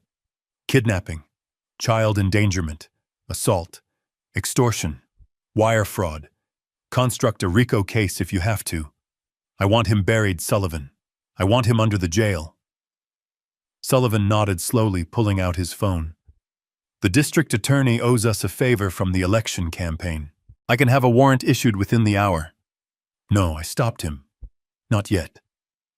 Why not? Sullivan asked. We have the evidence. We can send the SWAT team to the motel right now. Because if we send the police now, Jason will panic, I said. He has Sammy. If he sees the flashing lights, he might run. He might use the boy as a shield. He might hurt him again. Jason is a coward, and cowards are dangerous when they are cornered. We have to separate them. I continued pacing the length of the room. We have to get Sammy away from him before the hammer drops. How? Sullivan asked. We give him what he wants, I said. He wants me. He wants the senile old man. He wants to trap me in a medical facility. I walked back to the screen and looked at the frozen image of the bruise one last time. I etched it into my memory. I would carry that image with me to my grave. It would be the fuel that burned away any last trace of mercy I had for my son. Leak it, I said. Leak what Sullivan asked. Leak my location, I said. Call that dirty private investigator Jason hired. Russo. Call him anonymously. Tell him you saw Conrad King checking into City General Hospital under a false name. Tell him I looked confused. Tell him I was asking for my son. Sullivan's eyes widened. You want to lure them to the hospital? It is the only way, I said. A hospital is a public place. It has security. It has cameras. And most importantly, it has doctors. Real doctors. Not the hacks Jason hires. If Jason thinks he has found me, he will bring Sammy, I explained. He will bring him to guilt me. He will bring him to the hospital to play the role of the relieved family. And the moment he walks into that lobby with the boy, he loses his leverage. And then Sullivan asked. And then I will be waiting, I said. I went into the bedroom of the penthouse. On the bed laid out like armor was my best suit. A bespoke charcoal wool 3-piece suit from Savile Row. A crisp white shirt with French cuffs. A silk tie in deep crimson. I stripped off the thrift store clothes I had been wearing. I threw them into the trash. They belonged to the old man in the basement. That man was dead. I dressed slowly, methodically. I fastened the platinum cufflinks. I tied the tie with a perfect Windsor knot. I put on the Patek Philippe watch that I had kept hidden in a safety deposit box for 5 years. I looked in the mirror. Conrad King stared back. The shark. The builder. The destroyer. I walked back out to the living room. Sullivan was on the phone, his voice low and urgent. He hung up when he saw me. The bait is taken, Sullivan said. Russo called Jason. They are leaving the motel now. They are heading to City General. They have a doctor with them. A Dr. Vane. Vane, I scoffed. The man is a butcher. Jason is bringing a butcher to verify my sanity. The irony is rich. I poured myself a glass of scotch. I did not drink it. I just held the crystal glass, feeling the weight of it. Sullivan, I said. When we get to the hospital, I want you to have the papers ready. Not the lawsuit. The adoption papers. Sullivan paused. You are going to take custody. I am going to save him, I corrected. His mother stood by and watched him get pinched. She helped film the video. She is just as guilty. They have forfeited their rights. We will need a judge to sign off on an emergency order, Sullivan warned. It will be difficult. Get Judge Miller, I said. Remind him who paid for his daughter's rehab. Remind him who kept his name out of the papers when he crashed his car. Call in every marker, Sullivan. Burn every bridge if you have to. I do not care if I have to buy the courthouse. I am leaving that hospital with my grandson. Understood, Sullivan said, typing furiously on his tablet. I walked to the elevator. The private car was waiting downstairs. Let us go, I said. We rode down in silence. The city was wet and gray outside the tinted windows of the limousine. I watched the people hurrying along the sidewalks, heads down against the rain. They had their own problems, their own families, their own small tragedies. But none of them knew what it was like to have to destroy their own child to save their grandchild. We arrived at the hospital. I did not go to the waiting room. I went to the administrator's office. Dr. Aris was an old friend. He looked nervous when I walked in. Conrad, he said, shaking my hand. This is highly irregular, using my hospital as a trap. It is necessary, John, I said. And do not worry. The endowment I promised for the new pediatric wing. Double it. Dr. Aris swallowed. Very well. The lobby is secure. My security team is briefed. We have plainclothes officers waiting in the cafeteria. Good, I said. I sat in the leather chair behind the desk. I watched the monitors that showed the main entrance. 10 minutes passed, 20, and then a battered rental car pulled up to the curb. Jason got out. He looked manic. His eyes were wild, his movements jerky. He was wearing the same ruined suit from the day before. Valerie got out from the passenger side, dragging Sammy by the hand. Sammy looked small. He looked defeated. He was holding a toy car, clutching it like a talisman. And behind them, a man in a cheap suit carrying a medical bag. Dr. Vane. They walked through the sliding glass doors. Jason scanned the lobby. He looked desperate. He looked like a man who was seconds away from drowning. I stood up. I buttoned my jacket. Showtime, I whispered. I walked out of the office and down the corridor toward the lobby. Sullivan walked beside me. I saw Jason spot me. His face lit up, not with relief, but with a twisted triumph. He pointed at me. There he is, he shouted. Dad. Dad, wait. He started running toward me, dragging Sammy along. Valerie followed her heels, clicking on the linoleum. I stopped in the center of the lobby. I stood tall. I did not look confused. I did not look frail. I looked like the man who owned the building. Jason slowed down as he got closer. He saw the suit. He saw the watch. He saw the way I was standing. Confusion flickered in his eyes. Dad, he panted. Thank God. We were so worried. You wandered off. You are sick. He signaled to Dr. Vane. Doctor, this is him. He is having an episode. You need to sedate him before he hurts himself. Dr. Vane stepped forward, reaching into his bag. Mr. King, he said, his voice oily. I am here to help. Just relax. I have something that will calm you down. He pulled out a syringe. I did not move. I looked at Jason. I looked at the syringe. And then I looked at Sammy. Sammy looked up at me. Grandpa, he whispered. Come here, Sammy, I said. My voice was calm, authoritative. It carried across the lobby. Sammy tried to pull away from his father. No, Jason tightened his grip on the boy's shoulder. Stay here, Sammy. Grandpa is sick. Let him go, Jason, I said. Or what? Jason sneered. You will cut my allowance again. You have nothing, Dad. You are a senile old man and I am your legal guardian. Doctor, give him the shot. Dr. Vane uncapped the needle. That was the mistake. I nodded to the side. From the cafeteria entrance, 4 uniformed police officers stepped out. From the gift shop, 2 more appeared. "Drop the needle, Dr. Vane," a sergeant shouted, his hand on his holster. Vane froze. He dropped the syringe. It clattered on the floor. Jason spun around.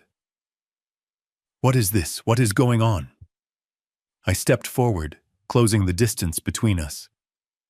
"What is going on, Jason, is that you walked into the wrong room."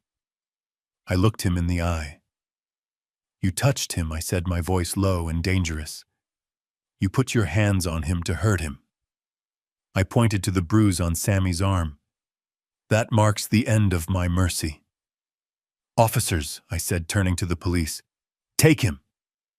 Jason tried to back away, but he bumped into Valerie, who was already trembling. "You cannot arrest me," Jason screamed. "He is my father. This is a family matter." "It is a criminal matter," Sullivan said, stepping forward with a file in his hand. "Kidnapping, conspiracy to commit fraud, and assault on a minor." The officers moved in. They grabbed Jason. They grabbed Valerie. Sammy pulled free. He ran to me. I caught him. I held him tight, burying his face in my expensive suit so he would not have to see his parents being handcuffed. "It is okay, Sammy," I whispered, stroking his hair. "It is over. Grandpa is here." I looked over Sammy's head at Jason as they dragged him away. He was screaming, crying, begging, "Dad, please. I am your son." I looked at him with eyes as cold as the grave. "No," I said. "You are just a bad investment." And as the automatic doors slid shut behind them, cutting off his screams, I felt the weight of the last 5 years lift. I held my grandson's hand. "Let us go get some ice cream, Sammy," I said. "I think we both earned it." The private office of the hospital administrator, Dr. Eris, was dimly lit, the blinds drawn against the gray morning rain. I sat in a high-backed leather chair, watching the security monitors that lined the wall like the eyes of a silent god.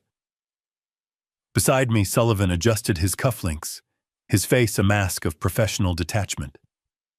We were the spiders sitting in the center of the web, waiting for the vibration of the thread. It was time to make the call. Sullivan picked up a burner phone. He dialed the number for Russo, the disgraced private investigator Jason had hired in his desperation. I signaled for silence, though the room was already quiet enough to hear a pin drop. "Mr. Russo," Sullivan said, his voice changing pitch, slightly becoming rougher, more urgent. "I have a tip on the King case." I watched Sullivan work. He was a master. He did not give the information away too easily. He made Russo work for it. He pretended to be a concerned hospital orderly, a man who wanted a reward, a man who had seen a confused old billionaire wandering the geriatric ward. "He is here," Sullivan whispered into the phone. "He checked in under a pseudonym, but I recognized him from the news. He is talking to himself. He thinks it is 1980. He is asking for his son. If you want him, you better hurry before security realizes who he is and moves him." Sullivan hung up and destroyed the SIM card, snapping it in half with a dry crack. "The bait is in the water," he said. "Now we wait." I leaned forward, staring at the screen that showed the hospital entrance. I tried to imagine what was happening on the other side of the city in that cheap motel room. I could see Jason's phone ringing. I could see him answering, listening, his face transforming from defeat to manic triumph. I could see him grabbing Valerie by the arm. I could see him shaking Dr. Vane awake. "We got him," Jason would be screaming. "We got the old man." They would not see a trap. They would see a lifeline. They would see a way to reverse the eviction, to unlock the accounts, to erase the last 48 hours of humiliation. They would think that if they could just get a needle in my arm and a signature on a piece of paper, they could rewrite reality. It was pitiful. It was also dangerous. Dr. Eris walked into the room. He looked nervous, wiping sweat from his forehead with a handkerchief. "Conrad," he said, "are you sure about this? Bringing a confrontation like this into my hospital? If there is violence—" "There will be no violence, John," I assured him, though my eyes never left the screens. "Only justice. My security team is hidden in the cafeteria. The police are on standby in the parking garage. This ends today." Dr. Aris nodded and left, closing the door softly. 20 minutes passed, then 30, and then I saw it. A battered rental sedan careened into the drop-off zone, ignoring the signs for ambulances only. It screeched to a halt half on the curb. "Here we go," I whispered. The driver's door flew open. Jason stepped out. He looked like a man possessed. His expensive suit was wrinkled and stained from sleeping in it. His tie was loose, his hair wild. He looked like a junkie looking for a fix, but the fix he needed was power. He ran around to the passenger side and yanked the door open. Valerie stepped out. She had tried to fix her makeup, but she looked hard and brittle. She was dragging Sammy. My heart clenched when I saw the boy. He looked exhausted, terrified. He was the prop in their play, the emotional battering ram they intended to use to break down my defenses. And then the back door opened. Dr. Vane emerged. He was a small, oily man clutching a black medical bag to his chest, as if it contained gold. In a way it did. It contained the sedatives and the chemical restraints that were going to be Jason's ticket back to the high life. I watched them march toward the automatic sliding doors. Jason was shouting orders at them, pointing at the entrance. He was the general of a ragtag army marching into a massacre. They entered the lobby. I watched Jason scan the room. His eyes were darting back and forth, frantic. He was looking for a confused old man. He was looking for a victim. He went to the reception desk. I turned up the volume on the audio feed. "Where is he?" Jason slammed his hand on the counter. "Conrad King. He was admitted an hour ago. Do not lie to me. I am his son. I am his medical proxy." The receptionist, a woman I had briefed personally, looked at him with wide, innocent eyes. "Sir, please lower your voice," she said. "Mr. King is in the East Wing solarium." He was very agitated. "We are waiting for a specialist." "I have the specialist right here," Jason gestured to Dr. Vane. "We are going up." He turned away from the desk, grabbing Sammy's hand so hard the boy stumbled. "Come on," Jason hissed at his group, "before he leaves." I stood up in the office. I buttoned my jacket. I checked my reflection in the glass of the window. I did not look like a victim.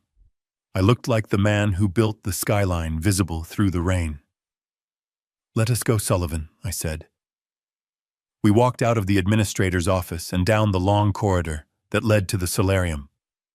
My footsteps echoed on the tile floor, a steady rhythmic drumbeat. I could hear them ahead of me. I could hear Jason's heavy breathing. I could hear Valerie's heels clicking rapidly. I could hear the soft whimper of my grandson. They were rushing toward the East Wing, thinking they were hunting a ghost. They turned the corner into the solarium, a wide open space filled with plants and sunlight that filtered through the rain-soaked glass ceiling. It was empty. Jason stopped in the center of the room, spinning around. "Where is he?" he shouted. "He was supposed to be here." Valerie looked around, panic rising in her eyes. "Jason, this feels wrong. There is no one here. It is too quiet." "Check the rooms," Jason ordered Dr. Vane. "He is hiding. He is scared. Have the syringe ready.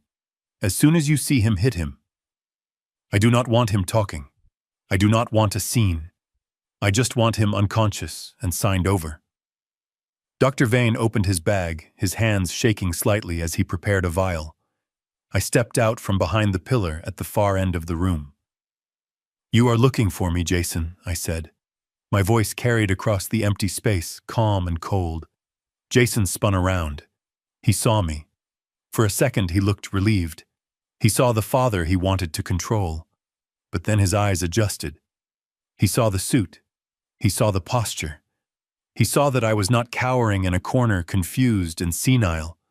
I was standing center stage, waiting for him. "Dad," he breathed.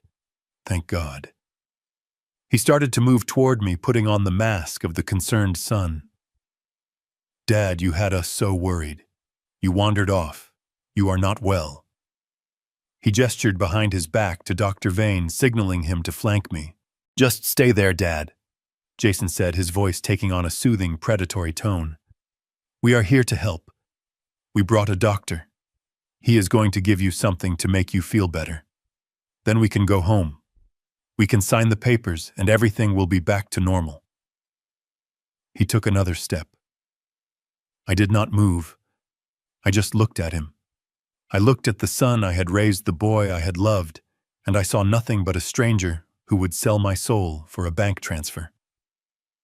"You brought a doctor," I said, my eyes flicking to Vane, who was creeping closer, the syringe hidden in his palm. "Or did you bring an executioner?" Jason faltered. "What?" "No, Dad. You are confused. This is for your own good." I smiled. It was not a nice smile. "My own good," I repeated. "Like the nursing home was for my own good. Like stealing my money was for my own good." Jason froze. His face went slack.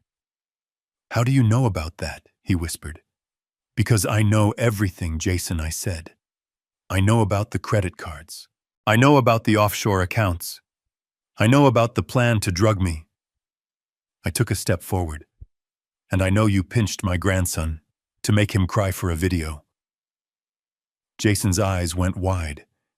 He realized then that the trap had not just sprung, it had crushed him. He looked at the exits. He looked at me. And then he made the worst decision of his life. "Do it," he screamed at Dr. Vane. "Do it now! Stick him!" Dr. Vane lunged, and the doors to the solarium burst open. The needle glistened under the fluorescent lights of the solarium, a silver fang poised to strike. Dr. Vane lunged forward, his eyes manic with the promise of a payday, but he was not aiming at me. In his panic and Jason's confusion, they had fixated on the figure sitting in the high-backed wheelchair by the window. The figure wrapped in a thick blanket, the figure they assumed was the senile old man they had come to abduct. "Do it!" Jason screamed again, his voice cracking with desperation. "Stick him before he makes a noise." Vane brought the syringe down in a vicious arc, aiming for the neck of the man in the chair. But the needle never made contact. In a blur of motion, the man in the wheelchair spun around. The blanket fell away, revealing not a frail 72-year-old pensioner, but a 6'2" undercover police sergeant wearing a tactical vest. He caught Vane's wrist in mid-air with a grip like a steel vise. "Police," the sergeant roared, twisting Vane's arm until the bone snapped with a sickening crunch. "Drop the weapon!" Vane shrieked, dropping the syringe as he was slammed face first onto the tiled floor. At that exact moment, the glass doors on all sides of the solarium shattered inward.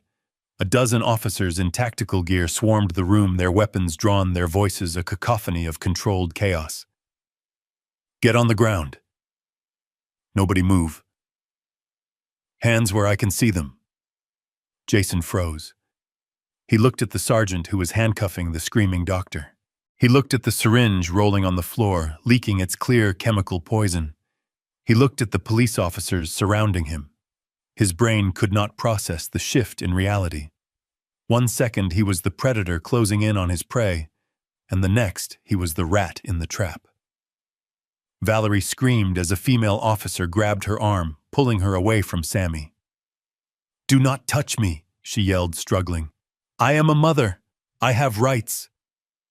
"You have the right to remain silent," the officer said, spinning her around and cuffing her hands behind her back. Sammy stood in the center of the storm, terrified and crying. Sullivan, who had entered with the police team, moved quickly. He scooped the boy up, shielding his eyes, wrapping his expensive suit jacket around the child's shaking shoulders, and carrying him out of the room to safety before the scene got any uglier.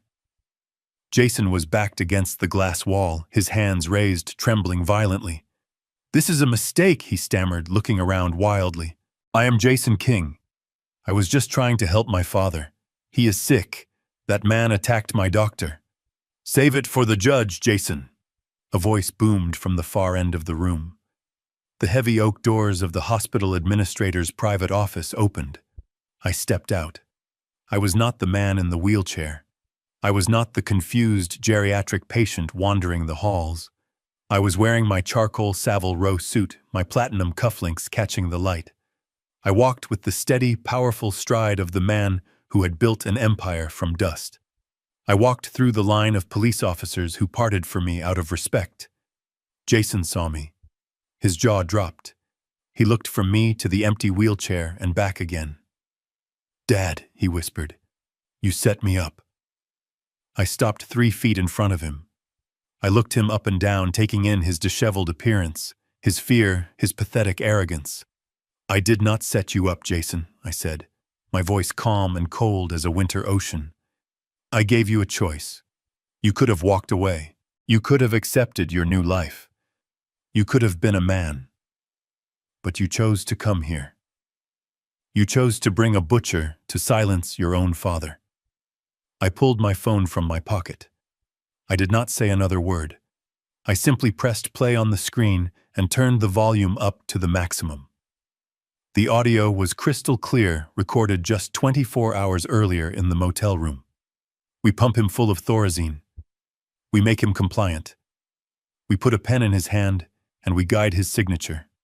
We keep him medicated. He spends the rest of his days drooling at a wall." Jason's voice filled the silent solarium, plotting my destruction with casual cruelty. "If he thinks Sammy is in trouble, he will come running. Pinch him harder. Make him cry." The color drained from Jason's face, leaving him looking like a corpse. The police officers listening lowered their weapons slightly, their expressions shifting from professional alertness to pure disgust. They looked at Jason not as a suspect, but as a monster. I stopped the recording. "That is me on the tape," Jason stammered, sweat pouring down his face. "But it is out of context. We were role-playing. It was a joke. A joke I repeated. You pinched your son to make him cry. You hired a man to forge my medical records. You brought a loaded syringe to a hospital to kidnap me." "Is that the punchline, Jason?" I turned to the police captain who was standing beside me, holding the evidence bag containing the syringe.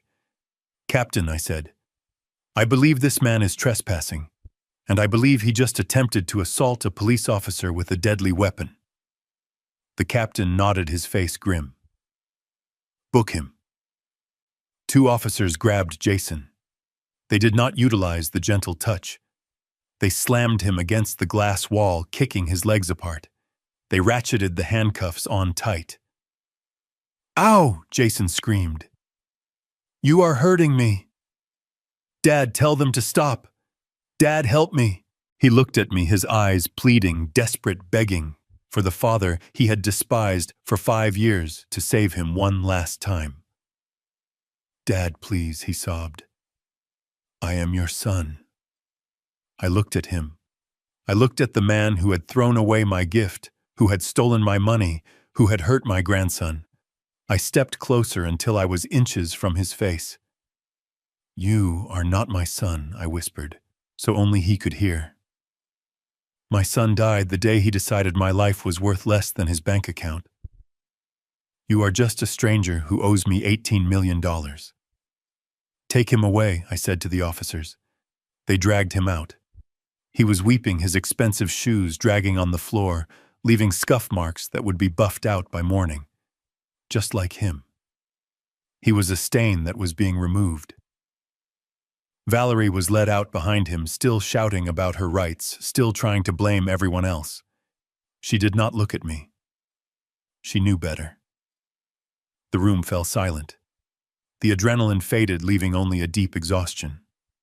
Sullivan walked back in. "The boy is safe," he said quietly. "He is with the social worker in the cafeteria. He is asking for you, Conrad." I nodded. I adjusted my tie. I checked my reflection in the glass. "I am coming," I said. I walked out of the solarium, leaving the empty wheelchair and the broken syringe behind. The trap had sprung. The rats were caught. Now it was time to clean up the mess. It took Jason exactly 4 hours to post bail. He did not use his own money because he had none left. He used a bail bondsman who took the pink slip to Valerie's Mercedes, the only asset I had not yet seized, because it was technically in her name. It was a desperate move, a short-term gamble made by a man who believed he could talk his way out of an avalanche. I expected him to run. I expected him to flee the state to try and disappear before the criminal charges stuck. But I had underestimated his delusion. Jason did not run. He attacked. At 8 o'clock the next morning, I was served with an emergency injunction. Jason was suing me. The audacity was breathtaking. The filing claimed that I, Conrad King, had unlawfully seized assets belonging to the acting CEO, that I was suffering from acute paranoia and dementia, and that my actions constituted a breach of fiduciary duty.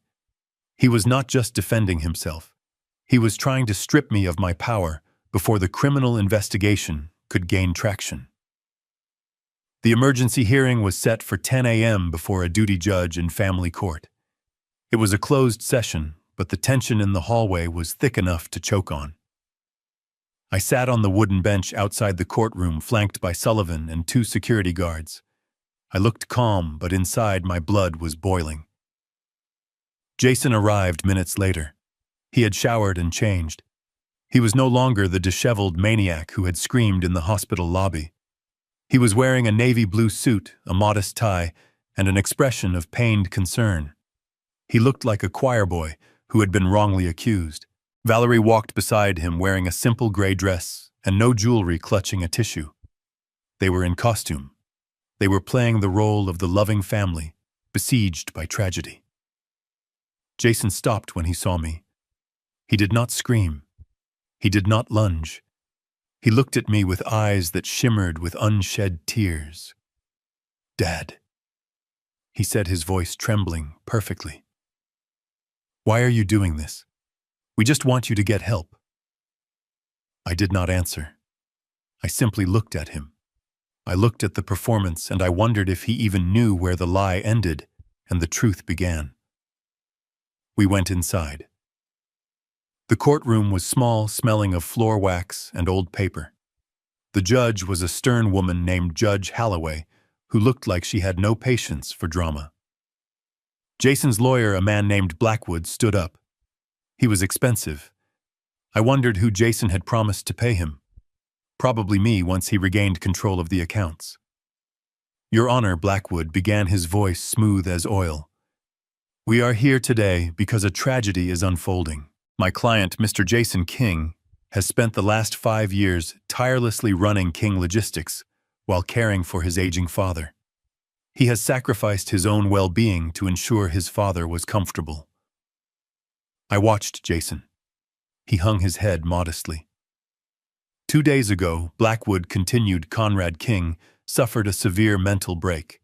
He disappeared from the family home. In his confusion, he accessed corporate accounts and transferred millions of dollars to overseas entities. He canceled the family's credit cards, leaving his son and grandson destitute. He even staged a scene at a hospital using his own wealth to bribe officials and frame his son for assault. It was a masterpiece of fiction. It took every fact and twisted it until I was the villain and Jason was the martyr. Then Jason took the stand. He sat in the witness box, his hands folded in his lap. He looked at the judge with wide, earnest eyes. "I love my father," Jason said softly. "He has always been my hero. But lately he has changed. He forgets things. He gets angry over small details. The other night, he gave my son a $50 bond for his birthday. It was sweet, but it showed he is living in the past. When I tried to talk to him about it, he snapped. He ran away. He wiped a tear from his eye. I went to the hospital to find him," Jason continued, his voice cracking. "I brought a doctor because I was scared. I thought he might hurt himself. And then he had me arrested. He humiliated me. Your Honor, I do not care about the money. I just want my father back. I want him safe. I want him home where I can take care of him. Valerie let out a soft sob from the gallery. I felt a hand on my arm. It was Sullivan. He was squeezing my forearm hard, a signal to remain stone-faced. The judge looked at me. She saw an old man in a nice suit sitting silently. She looked at Jason, the grieving son. I could see the doubt creeping into her eyes. Jason was good. He was a sociopath, but he was a charming one. Then Jason dropped his final card. He is accusing me of stealing, Jason said. But Your Honor, how can I steal what is mine? I built that company for the last 5 years. I earned that lifestyle. My father is using his money to abuse me. This is financial violence. He is abandoning his family. He is leaving us on the street to punish me for a crime I did not commit. Financial violence. The term hung in the air. He was weaponizing his own entitlement. Sullivan stood up. He did not shout. He did not make a speech. He simply walked to the podium. Your Honor, Sullivan said, his voice dry and bored. The plaintiff claims he is a victim. He claims he is a loving son. He claims his father is incompetent. Sullivan picked up a remote control. We would like to submit a piece of evidence to refute these claims. It is an audio recording taken 48 hours ago. Jason stiffened in the witness box. He knew what was coming. He looked at Blackwood, but his lawyer looked confused. They thought the only recording was the one from the motel room, the one I had played at the hospital. But they forgot that I was the grantor. They forgot that I owned the house. They forgot that the security system in the library, where Jason liked to drink his scotch and brag to his friends, recorded audio as well as video. Sullivan pressed play. The sound of clinking glass filled the courtroom. Then Jason's voice, loud and slurred, drunk on my expensive liquor.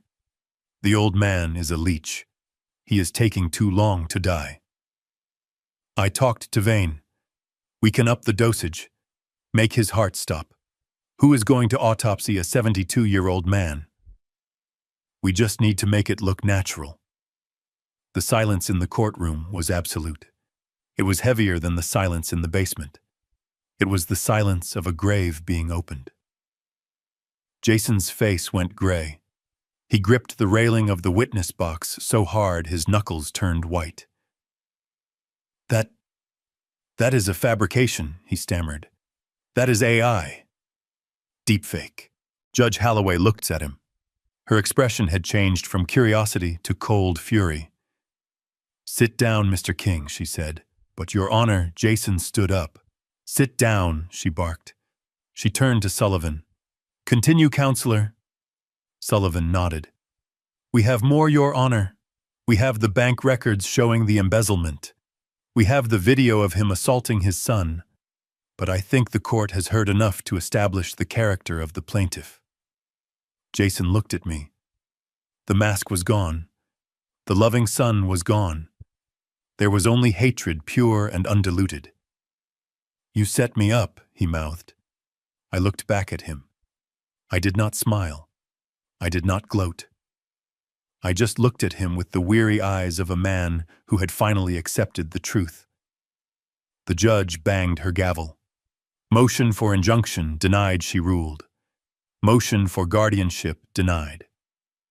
Mr. King, you are remanded into custody for violation of your bail conditions pending the criminal investigation into conspiracy to commit murder. The bailiff moved toward Jason. Jason stood up. He looked around the room looking for an exit, looking for a savior. He looked at Valerie. She looked away. She was already plotting her own survival, already figuring out how to distance herself from the sinking ship. No, Jason screamed as the bailiff grabbed his arm. No, this is wrong. I am the victim. He is the monster. He pointed at me. He is not even my father. Jason shrieked, his mind snapping under the pressure of the collapse. He hates me because I am better than him. The words echoed in the room. He is not even my father. He meant it as an insult. He meant it metaphorically. But as I watched them drag him away, kicking and screaming, I reached into my pocket and touched the folded piece of paper Sullivan had given me that morning. The paper I had been saving for the final blow. He was right. I was not his father. And it was time for him to know why. "Wait," I said, my voice cutting through the chaos of the courtroom like a gavel strike. The bailiffs paused, their grip still tight on Jason's arms. Judge Holloway looked at me over her spectacles. The room went silent. The only sound was Jason's ragged breathing. He looked at me with wild eyes, his hair plastered to his forehead with sweat. He had just screamed that I was not his father. He had meant it to hurt me. He had meant it to distance himself from the monster he thought I was. I reached into the inside pocket of my jacket. I did not pull out a weapon. I pulled out a sealed envelope. It was old. The edges were yellowed with age, the paper brittle. It had been sealed with wax 40 years ago, and it had never been opened. Sullivan handed me a letter opener. "Your Honor," I said, stepping forward. "The plaintiff has made a statement. He claims I am not his father. I would like to enter a final piece of evidence into the record. It is a document that has been in my private safe since 1984. I slit the envelope open. The sound was loud in the quiet room. I pulled out a single sheet of paper.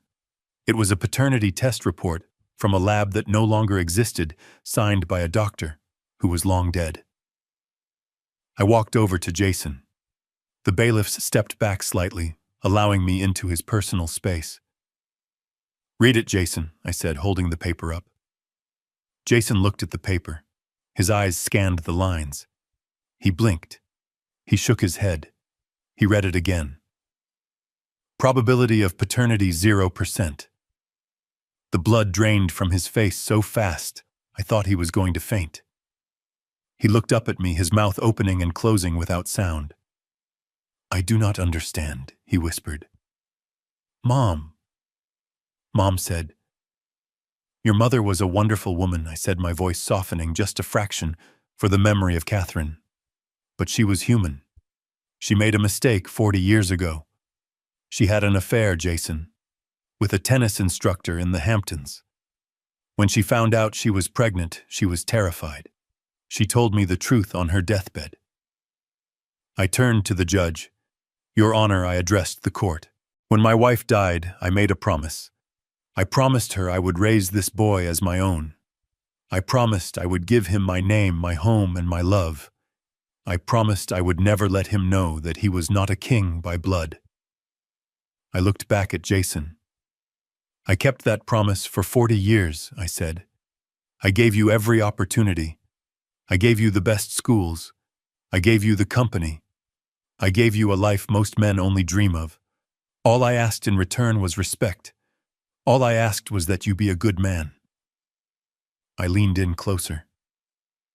"But you broke the contract, Jason. You broke it when you stole from me. You broke it when you tried to drug me. And you broke it when you hurt my grandson. The promise is void." Jason slumped in the arms of the bailiffs. He looked small. He looked like a child who had gotten lost in a mall. This means," he stammered. "It means you have no standing." Sullivan interjected, his voice sharp. "The King Family Trust is explicit. Beneficiaries must be direct biological descendants of Conrad King. You are not a beneficiary, Jason.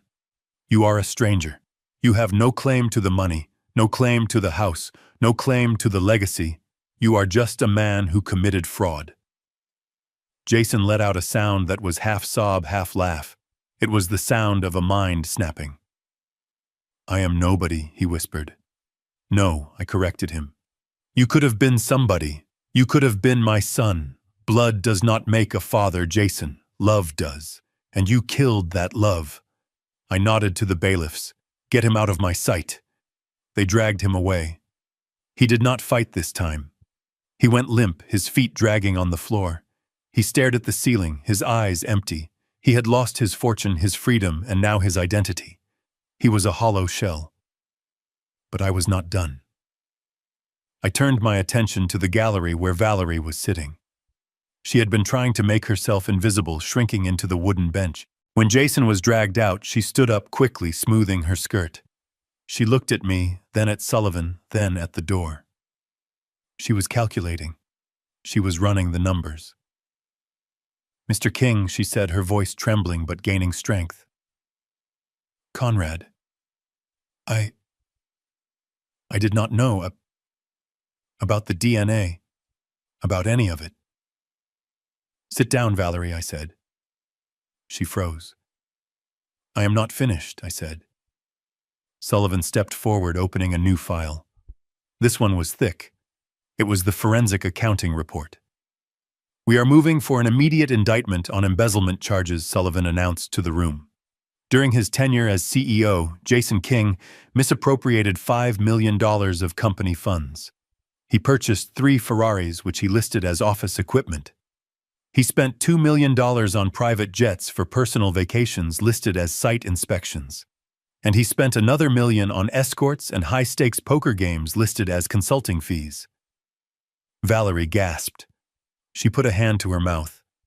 "He told me those were bonuses," she cried. "He told me he earned that money." "Ignorance is not a defense," Mrs. King Sullivan said. "You spent the money too. The handbags, the jewelry, the spa trips. You are a co-conspirator." Valerie's eyes darted around the room. She saw the judge watching her. She saw the stenographer typing every word. She saw the walls closing in. "I will testify," she blurted out. The room went quiet again. "I will testify against him," she said, her voice rising in pitch. "I will tell you everything. I will tell you about the plan to drug you. I will tell you about the forgery. I will give you the dates, the times, everything. Just keep me out of prison. I have a son. I have Sammy. I need to be there for Sammy." I looked at her. I looked at the woman who had stood by while my son pinched my grandson. I looked at the woman who had called me a useless old man. She was trying to trade my son's life for her freedom. It was predictable. It was disgusting. "You want to make a deal?" I asked. "Yes." Valerie nodded frantically, walking toward the railing. "I am a victim here, Conrad. He manipulated me. He forced me. I am a good mother. Sammy needs me." Sullivan looked at me. He waited for my signal. I pulled the remote control from my pocket again. "You are right, Valerie," I said. "We should talk about Sammy." I pointed the remote at the screen mounted on the wall of the courtroom. "I have one more video, Your Honor," I said. I pressed play. The video was from the security camera in the kitchen of the mansion, taken 3 weeks ago. Sullivan had recovered it from the cloud server before he locked Jason out. It showed Sammy sitting at the kitchen island doing his homework. He looked happy. He was eating a bowl of cereal. Valerie walked into the frame. She was on the phone holding a glass of wine. She looked angry. She hung up the phone and slammed it onto the counter. She turned to Sammy. "Stop eating so loud!" she screamed at him. Sammy flinched. I am sorry, Mom." She grabbed the bowl of cereal and threw it into the sink. It shattered. "You are useless," she yelled. "Just like your grandfather. Always eating, always taking up space. Why can't you be perfect? Why do you have to be so stupid?" Sammy started to cry. "Stop crying," Valerie hissed. She grabbed his face, squeezing his cheeks with her long, manicured nails. "If you cry, I will give you something to cry about. You ruin everything. I wish I never had you." The video ended. The courtroom was silent. Judge Holloway looked physically ill. She looked at Valerie with a mixture of horror and fury. Valerie was shaking her head. That was a bad day. I was stressed. I didn't mean it. You told a 10-year-old boy you wished he was never born." I said, my voice shaking with rage. "You terrorized him. You bullied him. And when Jason pinched him to make him cry for that video, you held the camera." I turned to the judge. Your Honor, I am petitioning for full and immediate custody of Samuel King. Both parents have demonstrated a pattern of abuse, neglect, and criminal behavior. They are unfit. Judge Holloway did not hesitate. She slammed her gavel down so hard it cracked the wood. Petition granted, she ruled. Emergency custody is awarded to Conrad King, effective immediately.